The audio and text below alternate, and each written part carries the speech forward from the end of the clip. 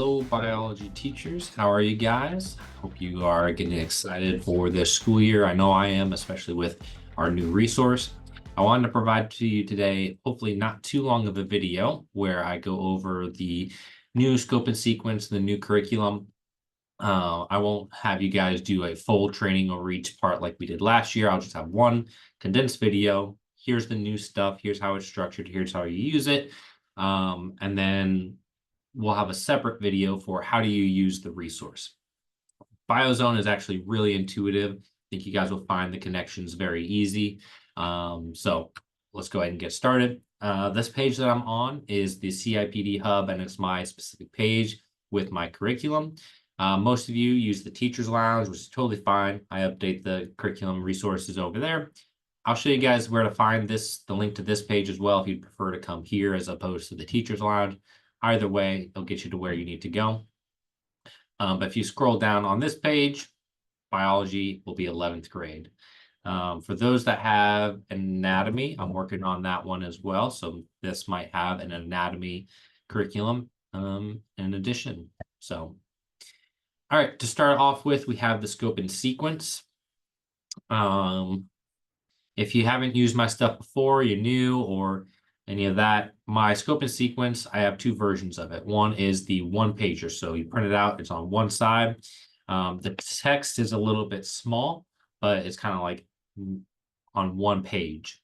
If you double click the picture at the top, it'll give you a link to a larger text version. This is a front and back version. A little bit easier to read, to use if you print something out. So I would suggest maybe using this for some of your planning purposes.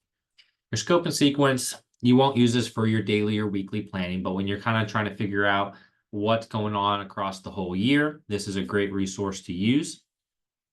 You'll notice that each of the different each of the different concepts have a different colored theme to it. So that way, as you end a different unit, I'll say unit sometimes, but the resource calls it a concept. As you finish each concept, when you transition, there's like a different feel to it. So the color that's used here, so green, as you'll see, this concept has green as a theme throughout. That one's going to be orange and so forth. So that's just a little bit of a difference that will kind of change as you go from one concept to the next. Now, the concepts on Biozone, they're really great. They just don't line up perfectly with a 9-week system. So what you'll notice here is I got the pacing here. So your first 9 weeks or quarter one will be these three chapters within concept one. Concept one will bleed into quarter two. I put this line here, it's slightly more bold than the other ones to kind of indicate, hey, this is where the quarter ends. And if you scroll down, that's also where you'll have the quarter assessment contains information within here. How I decided on the pacing is they give a rough estimate of time that each chapter or all those activities within them take. And so I was able to kind of break this down based off their suggestion for what that looks like. As we continue, so next year, with some feedback from you guys, we can make adjustments. If you find out, hey, we breezed through this and actually we could move the quarter a little bit further, or it took too longer than we thought, we can make adjustments as needed. And for those quarter assessments from the district, I always try to pull less questions from the end of the quarter, just to be fair. So hopefully we don't run into any problems, but I'm hoping that this is pretty good. You'll notice right now there's only a curriculum map for the first concept. I'll be continuing to build out the other ones, so that way throughout the year you will have resources for all of them. Just got the access to the resource midway through summer, so I only had so much time to start building it out. But you should be totally fine, and I'll be working on those from now until they're done. You have your proficiency scales and your standards as always. I have a bit more work to add in some of the standards that were included. And then each different chapter has its own guiding phenomena.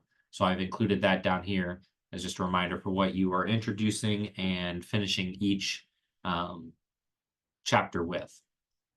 And then once I've created the quarter assessment, that will be linked there as a PDF so you can see the questions that are being asked.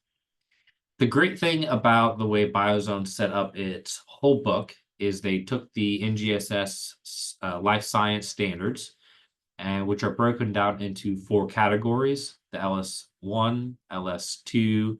I can't remember off the top of my head. Um,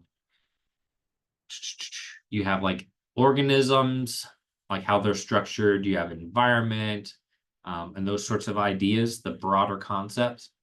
And the whole first concept is the molecules to organisms. There it is. I don't know why I'm trying to remember it. Whereas concept 2 is the ecosystem interactions. Concept 3 is heredity, and then biological evolution. So they've just broken up the standards, how the standards are naturally broken up, and wrote the book based off the standards. So it's all like in order. So you notice all of your standards here for the first concept are LS1, and then A1, A2, A3, B1. It does bleed over into here because of that going a little bit further. So it's kind of neat that the standards are going to go in order. They're grouped together. It kind of makes a lot more sense. I think that's genius, and it's very unique within the resources.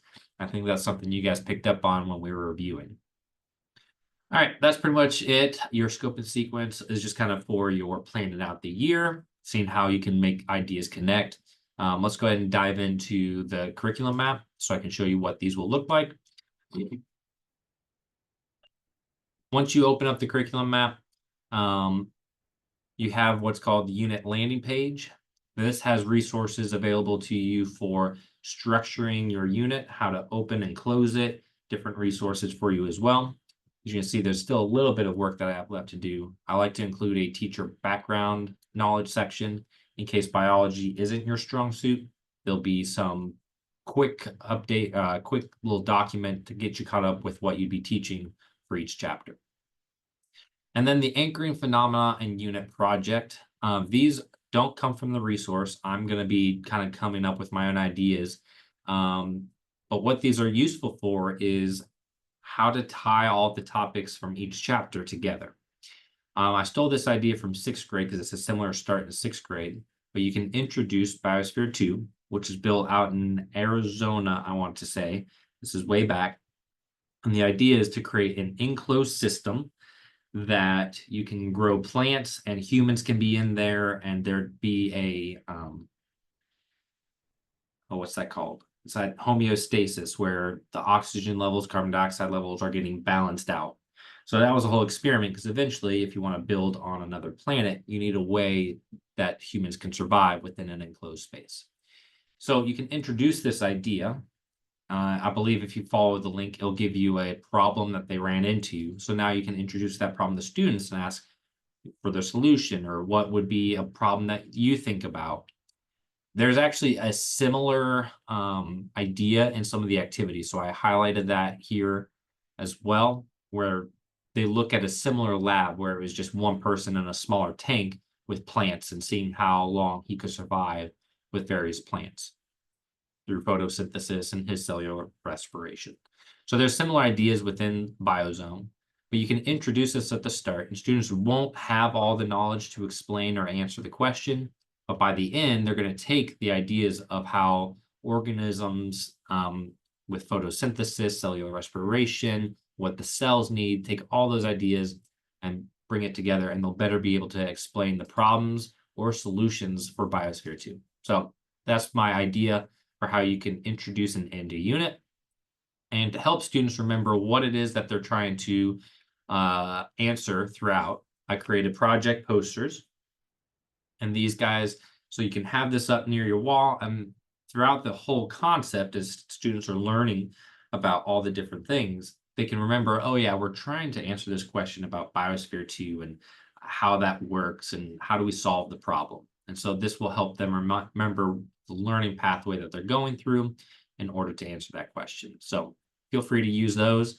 I've actually started creating these on Canva, so I might also include for you guys a link if you need to make any edits, tweak it because you're going to do something slightly different. You can have your own posters as well. If you need any of our district resources, this would be how you get to the CIPD hub that I talked to you about at the start, where all my resources are located. You can also get to Biozone through here, Gizmos, PhET, Elluminate, Canvas. It's all links. And also this year, we're going to have study.com. I haven't fully integrated that yet into our curriculum, haven't had the time to learn the system and how it could build in, but that is there as well. And then as well, they have, this is actually, you can find this in the book and online, but I just wanted to put this up at the forefront. They have this for each unit. I think they have this for each chapter as well. But you can kind of get an idea of the different topics that are being covered, the different chapters, and how they all connect.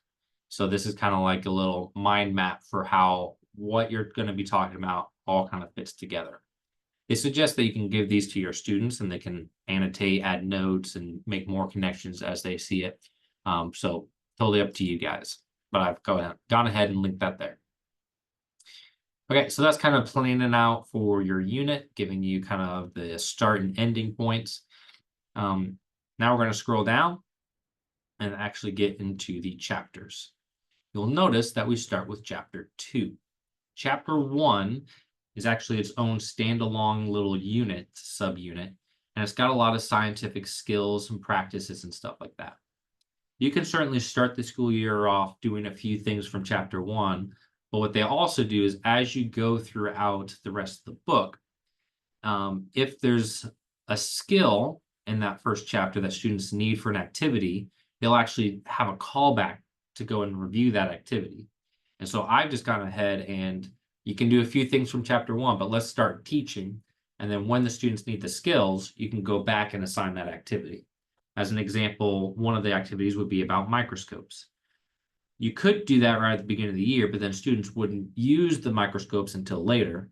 So you could just wait until you do microscopes and then go back, do that activity so the students develop those skills. And that's kind of my idea behind it. So that way you're not stuck doing multiple weeks of all these scientific skills, and then you start learning about biology. I would say integrate it. All your standards that you'll be covering for each chapter is listed here. And I've also gone through and for each where there's different questions being answered, I've broken it down. So objectives 1 and 2 cover these activities. So now you know that these two objectives tie into what you'll be learning there. That will help for your lesson planning and keeping the kids so they know what they're working on. As I know a lot of people have to put student objectives on the board. There's your easy connection to what objective you'd be working on. If you come up here, this is a link. This is also found in the book, but I thought it was useful for you guys to have digitally as you're planning. This comes before each chapter. This is where I kind of get the questions that I'm breaking them down for. They even put what activity numbers go to which of their objectives. I'll zoom in just a little bit. These aren't quite student objectives, but this is what I use to write the student objectives. Just kind of change the language to fit. So that's where those came from. And they actually tie to which activities those are on. So you can use these or use those as a poster so students know what they're learning, but that's also in their books. And then we get down to the actual planning. So I'll start from the left and then we'll work our way right. Last year, I started to introduce using YouTube videos based off what was being taught during that week. So these are different YouTube videos from either reputable channels or videos that had lots of views. So I know that the quality is there. I haven't, of course, been able to view all the videos that take way too long. So if you run into anything over kind of something that's wrong or we shouldn't use that video, let me know and I'll trade it out for something different. So how do you use those? If you're new to biology and you need a training, boom, those videos could be useful for you as the teacher. If you assign any homework for your students, you could have a video there as a resource if they need some extra help. You could use an Edpuzzle that plays parts of the videos, stops and asks questions for the students. You could play just a snippet. Some of the videos are short. You could just play the whole thing. Be creative with how you utilize that, but I just wanted to bring it here so you didn't have to go searching for the videos. And actually for biology, it's pretty unique. BioZone does the exact same thing where when you're in the resource and you open up activity 30, they might actually have some videos. I didn't go through and see what videos they had. I just did my own videos, so there might be some overlap. I might have something that's unique. They might have something that's unique. This just matches the style of all the other ones. So there's actually videos embedded in all the activities on the resource, which you'll see I'll have a separate resource training video. Okay, each chapter, you have a different phenomena that it introduces with. So the first one's like frogsicle. How does the wood frog survive freezing in winter? And so they're going to learn about all these different things going on with the cells and bodies. And then at the end, they'll be able to come back and look at that phenomenon and have an answer to it. So a really cool idea. And then they just have a list of activities that follow. So it's always the phenomena activity, and then they have different activities going on. It's just best to access these either via the book or online. So you have that option for how students can work on these. The only thing that I pulled out, so these links here, and you'll have to tell me if these are useful, is some of the resources they provide for the activities are web links. So these go to different websites. And so I thought to just pull those out, make it quick and easy for you to access so you can see if they're going to be useful or not. That may or may not be useful. We'll see. I am open to making updates to this to make it more useful for you guys as we start using the resource. Some of the activities do have labs embedded in them. So for example, activity 33 has a lab within it. And so that's what this column is for. It lets you know, hey, there's a lab coming up. If it has this icon, the test tube, you know, hey, this requires some materials that I need to prepare for. If it has the laptop, that means it's a virtual lab. Students will need their devices. So that's a quick and easy way to identify what the labs require. And then you'll also notice that the gizmos, and you guys probably don't have any, you'll have a couple, and PhET, I've already embedded into our curriculum map, so they tie into the topics being taught, so you don't have to go looking for them. You know, oh, if I want a gizmo on cell types, I'm teaching cell types, there's my gizmo. One helpful thing that I did is I linked to this. It doesn't take you right to the lab because actually I can't link directly to the labs in Biozone the way they have it structured. But what I did do is where that's at is I linked to the materials required for that lab. And those are found in an appendix at the back of the book. But now you just have a quick image. You can see, okay, so if I want to do this lab, I'm going to need microscopes. I'm going to need onion leaf. I'm going to need, you know, so on and so forth. Check, do I have all these things? If you do, then you're good to start setting up that lab. And then to get all the details, you're going to want to open up Biozone to look at those. So very cool. I think that makes it useful because like there's a lot of labs going on in this week. You're probably not going to get to do all of them, but you can look and see, do I have all those materials? And if you don't, and it's not worth getting the materials for, then you're not going to do that lab. And so you can kind of pick and choose what labs you want to do. Eventually, I will have this column have some StudySync resources once I figure out that system and how it can blend in. So you can expect to see some studies, keep saying StudySync, that's our English resource, study.com. So you can hopefully start to see some of that get filled out throughout the year. I'll start working on that. And then at the end, they have two activities that are the chapter review and chapter assessment. These are not really are the traditional tests. So you can think of it more like a chapter summary. And then if we want more of a traditional test or quiz, we'd have to create something ourselves. And I'll be pushing out the quarter assessment. So you'll have those at the end of each quarter. But then that pretty much wraps it up. Students then move on to the next chapter, and you just keep repeating until you get down to the end. And then it reminds you, hey, don't forget to wrap up this unit by going back to the project and that phenomena that they were introduced to at the start. I made one note here because this was unique for the first concept. The end of quarter one happens at the end of chapter 4. We saw that on the scope and sequence. It ends before the unit ends.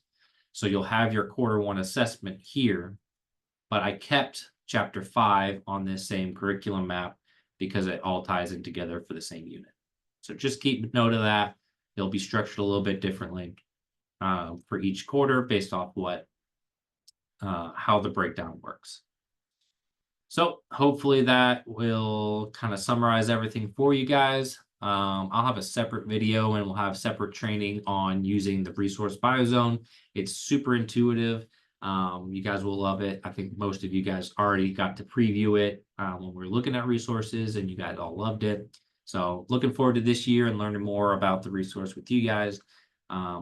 Reach out to me if you have questions or want some help on anything. Happy to help. And I will see you guys in the next video. Bye.